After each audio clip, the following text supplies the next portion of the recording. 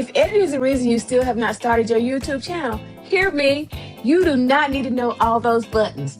When I started, I was literally asking, where is the button?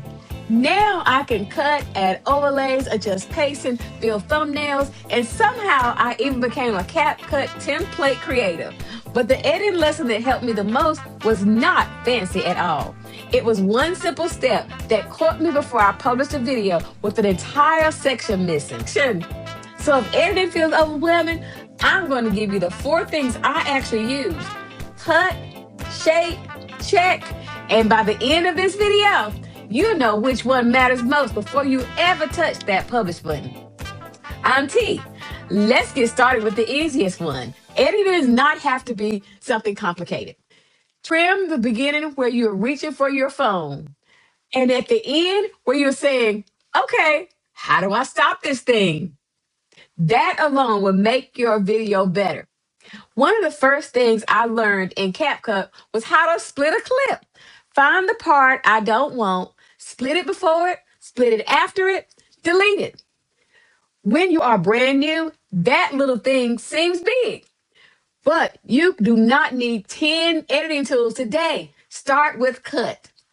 Once you can cut out what doesn't belong, you're editing. Then I learned something that really changed the way I edit. I used to think people scroll fast. So I thought I needed to talk fast, especially with short videos. And that does not feel natural to me.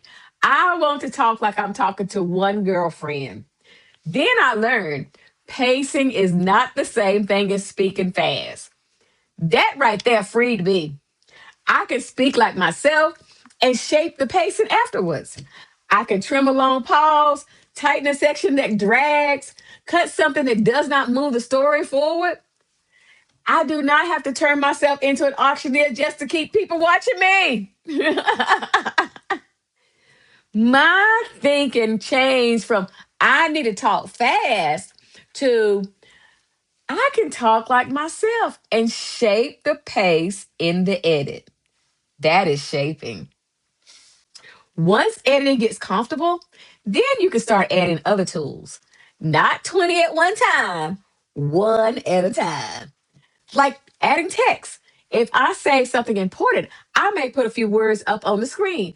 Not my whole transcript, just enough to reinforce the idea. This has become one of my favorite parts.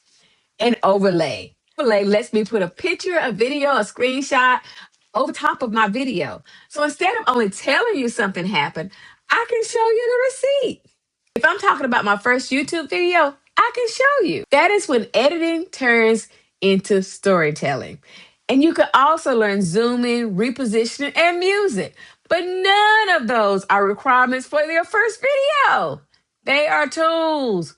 You can learn them when the story needs them. And this is where something funny happened to me.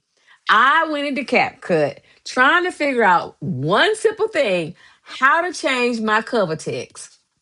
Somehow I ended up being invited to apply to become a CapCut creator. Now listen, I'm not telling you to click yes every time you get an app offer. Read the terms, look at the permissions, understand what you are joining. I investigated, I applied, and I was accepted.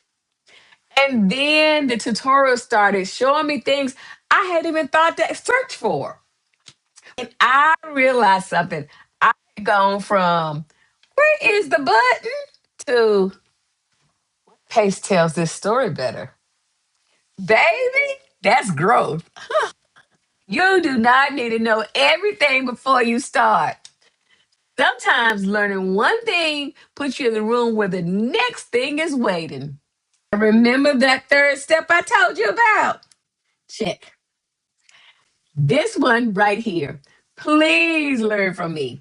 When you think your video is finished, watch the whole thing from the beginning to the end. I know you have already watched that video umpteen times. I know.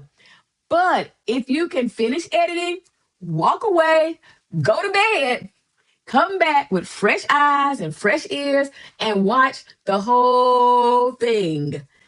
I finished editing a video once and discovered that somewhere during my splitting, deleting, moving, I deleted a whole section. My brain knew what was supposed to be there. So while I was jumping around and editing different pieces, I didn't immediately notice it was gone. That final beginning to end watch through caught it. That final watch is where you catch missing clips, bad audio, words cut off, something duplicated, text covered your face, or something you accidentally deleted. Catch it before you hit publish. Because afterward, you're sitting there asking yourself, do I delete it? Do I make it private? Do I upload the whole thing again? No, ma'am. No. Cut, shape, check.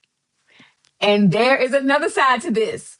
At some point, stop touching the video because you can edit something until you don't even know if you like it anymore.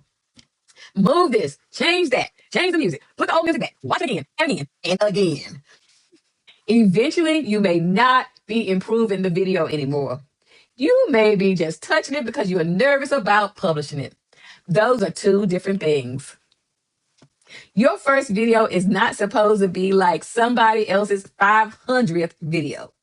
Make it clear, make it watchable, make it complete, then let it go. Because you cannot learn what viewers respond to if viewers never get to see it. And that brings us to the last step, publish. Before you do, don't forget the invitation, your thumbnail.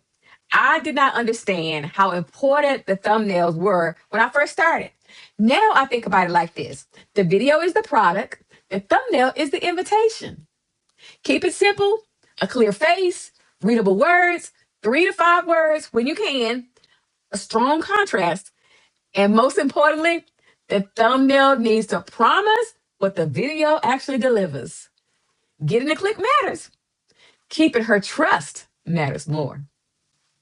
Then when your video ends, do not leave that woman standing at the front door wondering where everybody went. Give her somewhere to go. Use an end screen. Send her to another related video or your playlist. Especially if you are creating a series like this one, part 1 can lead to part 2, part 2 can lead to part 3. Because we are not thinking about one lonely video. We're building a library, baby, brick by brick.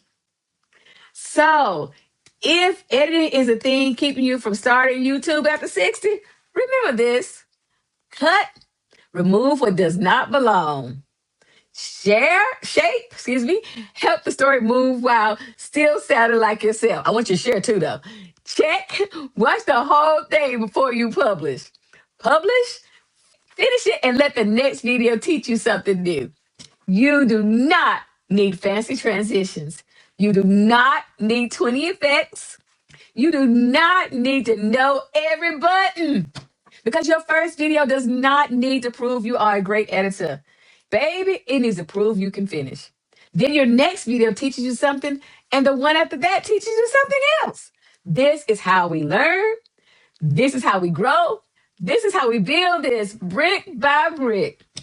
Now tell me in the comments, what part of editing intimidates you the most? Cutting, music, pictures and overlays, thumbnails, or something else? If I figured it out, baby, I will tell you what I learned. And if I haven't, we're going to learn that one together. This is T. There's room for you here, baby.